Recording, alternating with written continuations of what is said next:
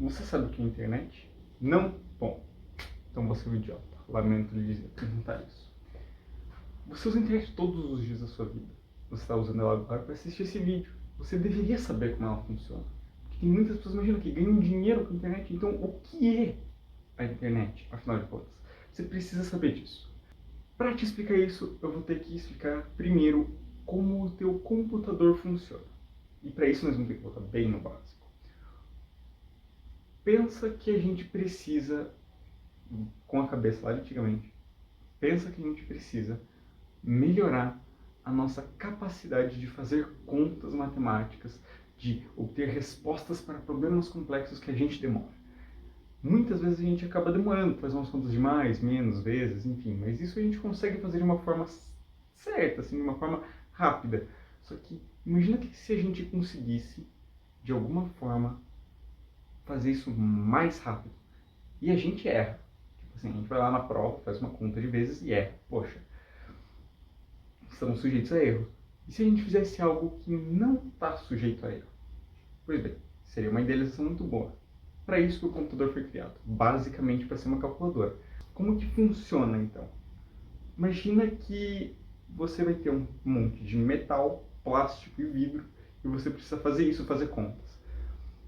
A gente sabe que metal transmite eletricidade, que metal é um bom condutor de energia elétrica, então a gente pode usar energia elétrica para poder interagir com o metal, que gera sinais luminosos, que a gente conhece, a gente já sabe como fazer, a gente já tinha inventado a lâmpada, então a gente sabe como fazer o computador indicar para a gente coisas. Né? Pensando na idealização do computador, a gente sabe como fazer ele indicar para a gente coisas, através de sinais eletrônicos. Como que a gente vai fazer isso? Bom, a gente então vai ensinar o computador a fazer cálculos e daí testar, né? Bom, bota ele para fazer os cálculos aí e já era. Para ensinar ele a fazer os cálculos, a gente precisa primeiro se comunicar com ele de alguma forma. Como que a gente faz isso? Bom, ele não entende a nossa fala, né? É muito inanimado, então como que a gente estimula ele a fazer algo? Bom, a gente sabe que a gente consegue ligar ele com energia elétrica. E se a gente ligasse e desligasse? Tipo, em padrões certos de liga e desliga a energia elétrica. Bom, aí a gente consegue se comunicar com ele. Mas aí a gente está limitado a um problema linguístico, em que, por exemplo, no nosso alfabeto, para quem fala português ou no alfabeto latino, a gente tem 26 letras, que vai do A ao Z. Com liga e desliga, você só tem duas opções: ligado e desligado. Então, a gente precisa converter esse ligado e desligado em alguma coisa que a gente consiga falar. Daí surgiu o tão famoso código binário, que são zeros e uns, que representam ligado e desligado. Então, é isso que a gente usa basicamente para poder descrever as coisas que a gente vai ensinar para o computador. É assim que ele entende, com liga e desliga, que é 0 e 1. Daí o que a gente faz? Beleza, a gente cria um padrão que vai ter tantos zeros e uns, e daí a gente converte esses padrões nas nossas letras, e daí a gente sabe como ensinar o computador a fazer contas, e daí a gente faz contas. Mas isso é muito complicado, porque como que ele vai fazer isso de forma mais rápida que a gente, usando os nossos métodos? Bom, a gente pode criar um novo método de resolver contas. Daí surgiram as matrizes. Na verdade, as matrizes, se eu não me engano, já existiam quando os computadores foram inventados, mas elas são, assim, essenciais para o funcionamento deles. Por quê? Imagina que o computador não sabe, ele só sabe 0 e 1, ele não sabia 2, 3, 4, não tem como. Mas e se a gente fizesse esses padrões de 0 e 1 como se fosse um quadrado? Imagina um quadrado de 3 por 3. Esse quadrado tem 9 quadrados internos. Você pode deixar nenhum deles preenchido, então você tem 0. Você preenche o primeiro, você tem 1, você preenche o segundo, você tem 2, você preenche o terceiro, você tem 3, o quarto e assim por diante, até você chegar no nono dígito. Então você ensinou ao computador basicamente o que são os números, como interpretar esses sinais como números de 0 a 9, que é o que a gente tem. E daí é bem simples, você só ensina para ele. Se você tem dois números 1, você vai apagar o número 1 e acender o número 2. E é bem simples, aí ele só vai literalmente pegar esses quadrados, essas matrizes, e vai sobrepor uma na outra, e o resultado que sair disso vai ser outra matriz, que também vai ser uma 9 por 9, vai ser uma 3 por 3, só que com mais luzes acesas, ou, no caso, eu estou falando luzes acesas, mas com mais quadrados pintados, ou mais zeros e uns, enfim. você vai ter basicamente uma soma de matrizes. E isso um computador sabe fazer. A gente consegue ensinar ele muito fácil a fazer isso. É a maneira mais simples de fazer isso. E daí pronto, a gente ensinou o computador a como fazer contas. A partir disso, então, a gente consegue... Bom, se ele sabe fazer contas, a gente consegue ensinar ele a fazer palavras, a fazer letras. Tipo, você fala aquele mesmo quadrado, você ensina, bom, se você tem a primeira das Cs é A, se você tem a segunda é B, se você tem a terceira é C, e assim por diante. A gente basicamente ensinou o computador como traduzir um novo alfabeto. Daí, tá, mas isso ele vai transformar tudo em 0 e 1. A gente cria uma tela e conforme os zeros e uns, ele vai interpretar, lançar numa tela o que a gente quer. Ele vai acender e apagar pixels de uma forma diferente. E daí pronto. A gente bota cores nos pixels, porque é só botar cor nas luzes que ele vai acender e a gente sabe como criar uma tela colorida, a gente sabe como fazer muita coisa e pronto. Criamos um computador que sabe agora expressar mensagens, expressar contas. Mas e se eu quisesse mandar uma mensagem para outro computador? Tipo assim, do meu computador, mandar uma mensagem para outro computador. De forma mais rápida do que escrevendo uma carta, que era assim antigamente. Então, bom, eu preciso conectar um cabo entre os dois computadores. Um computador vai mandar sinais para o outro, como no mesmo padrão que a gente ensinou ele, liga e desliga. E daí o outro computador vai estar programado da mesma maneira. Você tem dois computadores compatíveis, um envia sinal para o outro, e daí quando um enviar, o outro vai pegar e vai representar. Perfeito, você enviou uma mensagem, só que aí você não fala, mas Matheus, a internet que eu estou usando agora não tem um cabo. Ou não está conectado com o cabo do seu computador diretamente. Você fala, bom, não tem cabo, só o de alimentação, de energia, do outro lado, alimentação. Enfim, então, bom, mas, então como é que funciona essa internet assim? Bom, então, a gente precisa de um cabo. Ou, através de coisas que a gente já sabe, como por exemplo, ondas de rádio. Você pega uma onda de rádio, ela vai ter um formatinho de onda, você pega e bota num vale, como sendo 0, numa crista, como sendo 1, daí você pode aumentar o tamanho dos vales, das cristas e transmissão de sinal. A gente já sabe fazer isso, a gente já tem o rádio. Perfeito, agora a gente conhece a conexão sem fio. Mas as ondas de rádio, elas sofrem muita interferência. E elas são, assim, elas são boas para andar a longas distâncias, mas não é muito perfeito, assim, não é muito bom. E também não é muito legal você, toda mensagem que você quiser mandar, você vai ter que mandar ondas de rádio. É meio problemático isso, não é tão útil. Então o que a gente pode fazer? E também não é tão rápido, porque, poxa, imagina, você vai ter que mandar uma onda de rádio para uma pessoa de outro lado do país. E daí essa pessoa vai estar recebendo, ao mesmo tempo que ela vai estar recebendo a tua onda de rádio, ela vai estar recebendo milhares de outras ondas de rádio de milhares de outros computadores e celulares que estão ao redor dela. Então, não faz sentido você usar uma onda de rádio, porque você vai ficar basicamente lotado. Não existe mais espaço para ondas de rádio aonde a gente conhece. Então, bom, então a solução é o cabo mesmo. Mas como que a gente faz isso? Bom, aí que entra a internet. Você pega o seu cabo e conecta num servidor. Você conecta o cabo que vai da sua casa, do seu computador, do seu roteador de internet.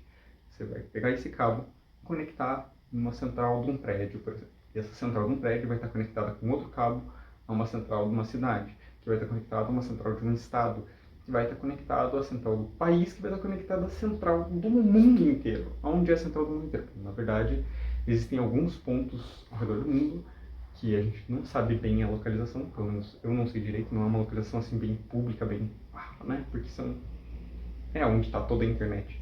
E daí a gente vai ter então basicamente tudo conectado por cabos. É uma maravilha. Só que, Matheus, você vai estar lançando um monte de cabo em todo lugar. Isso não vai ser meio desorganizado? E você disse que as ondas de rádio vão lotar. Os cabos não lotam também? Sim, eles lotam. Na verdade, a gente inclusive teve esse problema. Não sei se vocês se lembram, mas no meio da pandemia, a gente teve, no meio não, bem no início da pandemia, a gente teve um grande problema. As pessoas todas começaram a ficar em casa, trabalhar em home office. E a demanda por internet aumentou muito. E isso causou um lag extremo. Todas as pessoas ao redor do mundo inteiro, que eu tenho conhecimento, pelo menos os principais países do mundo, tiveram muito problema com relação a lentidão da internet. Há uma questão de tráfego tão intenso que a internet do mundo ficou lenta, porque era muita gente usando. E daí você teve que ter muito investimento em infraestrutura, muito... As estruturas de internet, as empresas de internet tiveram que remodelar o sistema para conseguir suportar toda essa capacidade, toda essa demanda por internet acontecendo. E hoje a gente tem uma internet, então, muito, já, na verdade, corrigida, né? Com uma velocidade regular, né? Padrão. E daí você fala, tá, mas Matheus, e se tem tantos cabos conectados, bom, como é que a minha mensagem vai para o lugar certo e não pega o cabo errado e para uma mensagem para no computador de outra pessoa? Bem, aí a gente tem os servidores. A internet sai do seu computador, vai para as centrais, e essas centrais vão encaminhar para onde elas devem ir. Como que a gente faz isso, Matheus? Bem simples. Essas centrais também são computadores. E o computador sempre faz o que você pede. Então você escreve uma mensagem no seu WhatsApp, sei lá, e manda assim, bom, para o seu computador vai estar interpretando. Você vai mandar essa mensagem para a rede vai receber essa mensagem e vai enviar para tal lugar. Você vai mandar essa mensagem tem que ser enviada. Mas você vai mandar outra mensagem junto, que vai ser, na verdade, não para a pessoa, mas essa mensagem vai ser para o servidor, que vai encaminhar essa mensagem para a pessoa certa. E daí você vai falar, nossa, Matheus, então, pô, perfeito, o servidor vai mandar para o lugar certo. Sim, ele não erra nunca. Bom, na verdade ele erra. E isso é um problema, né? Inclusive, quando a gente tem problemas de instabilidade de internet, a gente tem muitos erros, em que a gente sempre tem que fazer o reenvio do arquivo. Isso acontece com todo mundo que tenta fazer o upload de arquivos ou que faz o upload frequente de arquivos. Acontece, assim, uma certa frequência que você precisa reenviar um arquivo porque o seu não foi enviado direito. Mas aí você vai perguntar, pô, Matheus, mas como que o computador sabe que não foi enviado direito? Tipo, pensa só, na época das cartas você tinha os carteiros. Eles podiam perder a carta no meio da rua, assim, tipo, pô, tá passando lá no carro de bicicleta, sei lá, daí parece um cachorro, tem que fugir e sem querer uma carta cai no chão. E se perdeu a carta, poxa, a carta nunca vai chegar na pessoa, a carta foi perdida. E você nunca vai saber que a tua carta nunca chegou na pessoa, a pessoa nunca vai saber que tinha uma carta para ela, ou até pode saber que tinha uma carta chegando, mas não vai saber o conteúdo da carta, e daí você fica tipo, e aí? E o carteiro não sabe qual carta ele perdeu. Ou até ele pode fazer um check-out se ele souber que perdeu uma carta. Se ele não perceber, essa carta foi perdida para sempre. No computador, o que a gente pode fazer é o seguinte: como a gente tem várias etapas de checagem, a gente pode simplesmente pegar e falar o seguinte: o cabo da nossa internet é basicamente uma via que vai para o servidor direto. Então não tem muito como se perder. Mas do servidor que ele pode se embananar. A gente está pensando nesse servidor e todos esses cabos como, na verdade, uma via muito movimentada, onde a gente tem muitas ruas atravessando tipo uma espécie de sinaleira. Ou você tem lá dentro uma espécie de guarda de trânsito que garante que os carros sigam nas direções certas. É como se você parasse no pedaço e dissesse assim, bom, eu estou em São Paulo, eu preciso ir para o Rio de Janeiro. Aí vai chegar o carinha e vai falar, então você tem que pegar essa estrada. Eu estou em São Paulo, eu preciso ir para Curitiba. Então você precisa pegar essa estrada aqui. E daí você vai ter milhares deles espalhados por aí, muitos servidores, né, ao redor do mundo. E todos eles dão essas informações. Só que a questão é, e se o servidor se enganar? E se você fala que quer ir para o Rio de Janeiro e ele pensa que você quer ir, sei lá, para um rio qualquer e daí ele te manda para o lugar errado? Bom, o que você faria é, você vai até o lugar e pergunta, bom, aqui é o Rio de Janeiro? A pessoa vai te responder, não. E daí você volta. Você manda o computador fazer exatamente a mesma coisa. Você manda a sua mensagem, na verdade, mandando várias mensagens. Você manda a sua mensagem de verdade, uma mensagem dizendo pro servidor aonde ele tem que te levar. Aí você vai mandar outra mensagem de verificação, dizendo o seguinte: eu preciso que aqui seja o lugar certo. Se não for, você vai voltar dizendo que não chegou. E daí eu vou tentar reenviar. E daí você vai fazer esse processo repetidas vezes até você eventualmente conseguir enviar a sua mensagem para o lugar certo ou conseguir fazer o upload certo do arquivo no lugar certo da internet.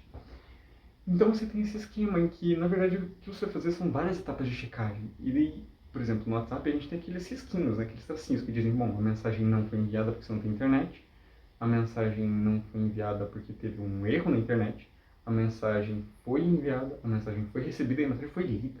Você pode mandar o teu computador enviar essa mensagem pedindo assim, você vai enviar essa mensagem, quando chegar no servidor, o servidor vai mandar ok, quando o servidor encaminhar para o lugar certo vai mandar um ok para o servidor, que vai mandar um ok para a gente, e daí quando a mensagem for aberta, o computador da pessoa vai mandar uma mensagem para o servidor, que vai mandar uma mensagem para a gente, e tudo, sabe? São muitas mensagens que são trocadas de computadores, e daí você fala, nossa, mas Matheus, você precisa de mensagens confirmando mensagens, dizendo que as mensagens foram chegadas, porque as mensagens... Complicado. Isso não deixa a internet muito lenta? Bom, sim, deixa ela muito mais lenta do que ela realmente poderia ser caso esses erros simplesmente não existissem. Mas é muito bom, na verdade, porque a internet é rápida demais. Por mais que ela seja um pouco lenta, ela ainda é muito mais rápida do que enviar uma carta. Pensa, só no processo de você escrever uma carta, você consegue digitar, clicar no Enter e receber uma resposta. Isso, claro, obviamente, se todo mundo estiver conectado à internet, enfim, se estiverem numa mesma conexão. Então, é muito simples e muito rápido a internet. Por mais que ela tenha todo esse processo, esse mecanismo complexo de validação de respostas e de criptografia, porque afinal de contas você não quer que a sua mensagem vá para o lugar errado e o computador leia, sabe? Você não quer que outra pessoa leia a mensagem que você enviou só para sua mãe. Então, o que você vai fazer é você vai mandar muitas mensagens, você vai criptografar elas, e só um computador com a chave certa vai conseguir abrir essa criptografia. Ou ele até pode não ter a chave certa, mas ele vai precisar de muita força bruta, porque os algoritmos ficaram tão complexos que é muito difícil, sabe? Em analogia, é basicamente você pegar uma carta, trancar com um cadeado dentro de um cofre, e esse cofre ser mega resistente. Você precisaria de uma bomba atômica para abrir o cofre. E daí você pensa assim, poxa vida, vale a pena gastar uma bomba atômica para abrir um cofre que tem uma carta dentro? Bom, dependendo da carta, às vezes vale, né? Por isso que às vezes tem ataques hackers com relação a organizações de países. Então, você tem, por exemplo, Secretaria de Defesa dos países, você pode ter, sim, ataques hackers ou sistemas de banco. Aí, às vezes, é uma carta que vale a pena você interceptar com uma bomba atômica, mas é muito difícil você ter uma bomba atômica. Então, acaba que as mensagens ficaram muito seguras. Então, além de elas ficarem muito seguras, elas chegam no lugar certo. Por mais que isso seja mais lento de enviar, mais lento de receber, vale a pena, sabe? Poxa, quanto tempo você vai ganhar se a internet fosse um pouquinho mais rápida? Não é muito, até porque o que mais demora no processo de mandar mensagens é você escrever e enviar, e a outra pessoa ler, interpretar e reescrever uma resposta. Então, assim, a parte mais lenta do processo ainda é o ser humano. Por mais que a internet não esteja no ápice da velocidade e ainda tenha erros acontecendo, a parte mais lenta ainda é o ser humano. Então, não tem por que deixar esses processos que trazem muita segurança para as mensagens de lado. E é basicamente isso que é a internet. É você transformar, entre aspas, né? Você vai transformar a sua mensagem, você vai traduzir ela para uma linguagem de computador, que vai enviar para outra rede de computadores, que vai enviar para o computador certo, e é isso que é a internet. E daí, olha só que legal, você pode pegar e disponibilizar suas informações de forma pública, sem ter criptografia. Você pode pegar um servidor e falar assim, bom, esse servidor aqui vai ser, eu vou mandar uma informação para lá, quem quiser ter acesso a essa informação pode simplesmente achar, entrar e pegar. Pronto.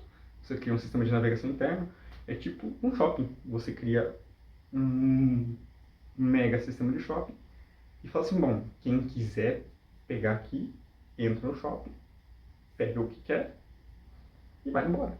É bem simples, né? É um sistema de navegação legal, que disponibiliza muita informação.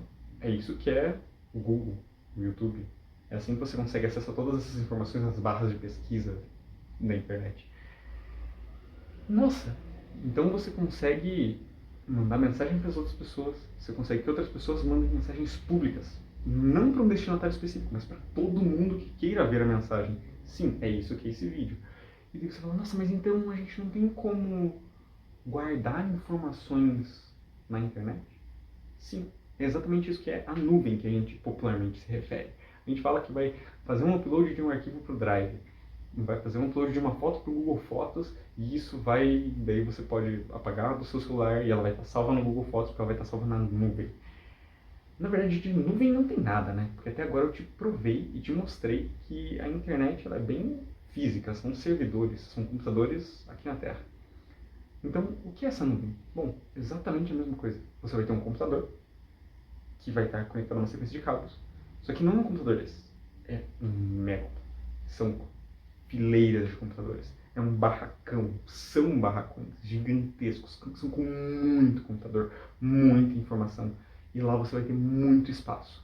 E o que as empresas fazem geralmente é, bom, você tem um pedacinho do armazenamento de um computadorzinho, de um barracãozão, e daí nesse pedacinho vai ter tipo o teu nome. É como se fosse uma gaveta numa parede gigantesca de armário, em que você vai ter uma gavetinha com o seu nomezinho escrito dizendo assim, ó, esse aqui é o espaço do fulano de tal. E quando ele quiser levar alguma coisa para a nuvem, você abre essa gaveta, bota a informação lá dentro, fecha a gaveta. E quando ele quiser acessar, você só abre a gaveta, pega e manda para ele de volta. E dele vai poder ver. E daí você fala assim, nossa, então, poxa, ficou muito fácil. Sim, exatamente isso que é a nuvem. Na verdade, a nuvem é pegar armazenamento de um outro computador emprestado. É basicamente isso. Você está pegando informação de outro lugar, no caso do seu computador, ou do seu celular, sua informação, e levando para um computador emprestado. E falando assim, ó, guarda isso aqui para mim, que depois eu posso precisar. E daí você pode apagar do seu computador, porque vai estar aqui também. Mas aí a gente tem alguns problemas. Tipo assim, se no processo de enviar esse arquivo você tiver falhas na internet, ou você ter problemas de servidores, ou enfim, existem muitas falhas mecânicas que podem acontecer que podem acabar, tipo assim, imagina que você está entregando uma carta falando assim, ó, guarda na minha gaveta.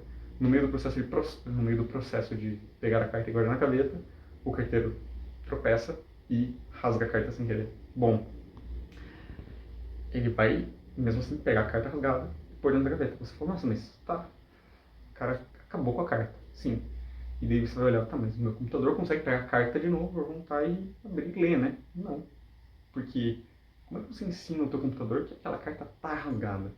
E como é que você ensina o teu computador aonde está rasgado? Porque pensa só, eu só disse que rasgou, não disse que foi no meio.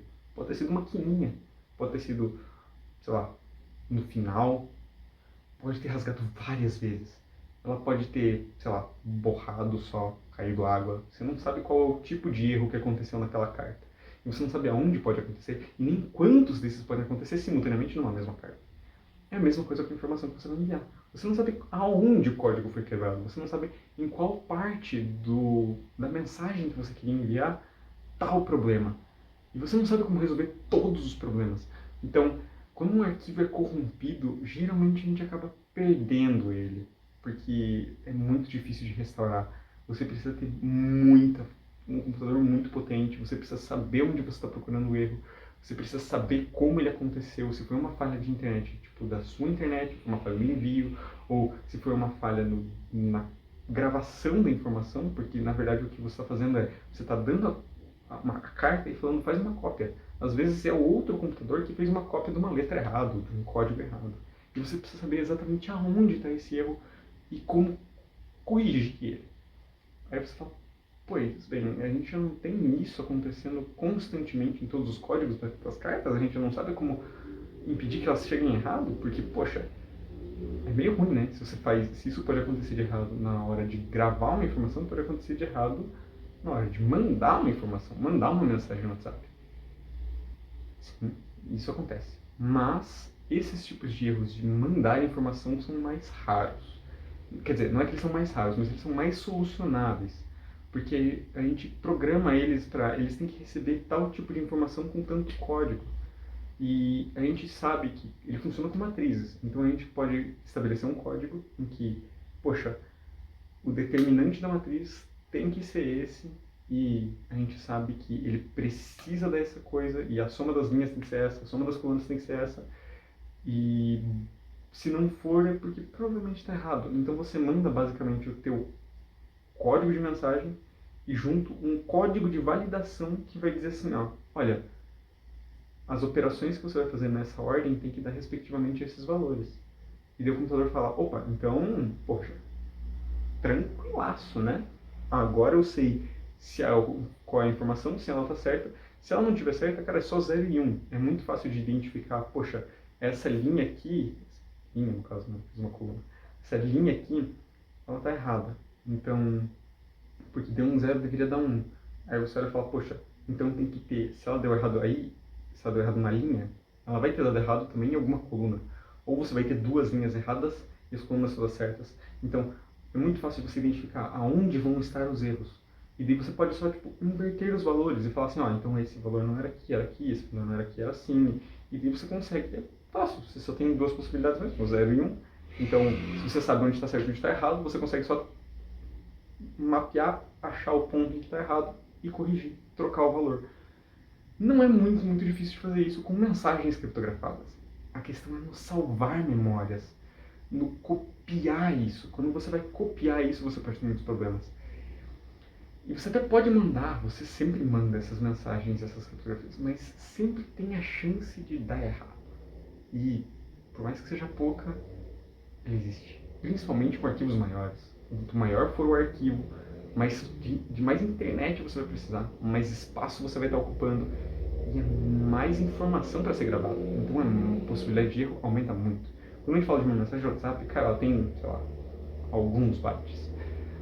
Se você vai gravar um vídeo, você chega a ter até gigabytes de vídeo. Então assim, é muita informação, é muita coisa. Você precisa saber gravar ela de forma eficiente, você precisa saber fazer isso de forma certa. Isso é complicado. Mas a gente não tem muito uma solução para isso, né? E é assim que funciona a internet. É dessa forma que a gente consegue se conectar com o resto do mundo. Tudo através de cabos. Aí você fala, nossa, meu Deus, mas eu não tenho um cabo no meu celular. Ele usa Wi-Fi. Sim, mas o Wi-Fi é só entre você e o modem. Você manda para uma curta distância. E quando você manda para essa curta distância, o teu roteador ali, o seu modem de internet, ele vai simplesmente pegar esse sinal de Wi-Fi que você está mandando, esse sinal de rádio, vai transformar ele e vai levar para um cabo. Então, é cabo, tá? Quando você fala de internet, geralmente é cabo. Por isso que geralmente a internet cabeada é mais rápida. Se você tem um computador, quando você precisa de uma internet mais estável e mais rápida, geralmente os dois. A de cabo é uma opção melhor do que o Wi-Fi. Então, é basicamente isso. É disso que você precisa saber.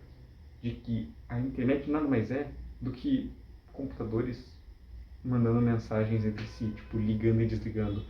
É tipo computadores literalmente piscando um pros outros. Piscando? Sim, exatamente isso, na verdade. Quando a gente fala das novas tecnologias da internet, tipo a fibra ótica, vamos lembrar do significado da palavra. Fibra quer dizer entrelaçado, quer dizer cabo, quer dizer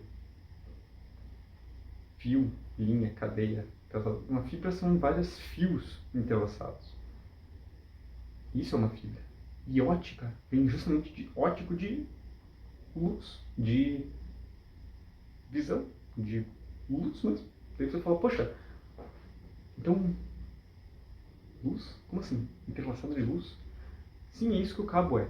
Você está mandando um sinal e essa comunicação está sendo rápida o suficiente de forma que você está mandando sinais luminosos. Você está literalmente piscando luzes para um outro computador. Isso é muito rápido. Porque você, afinal de contas, você está usando a luz. E a luz é a coisa mais rápida que a gente conhece. Na verdade, é possivelmente a coisa mais rápida que pode existir.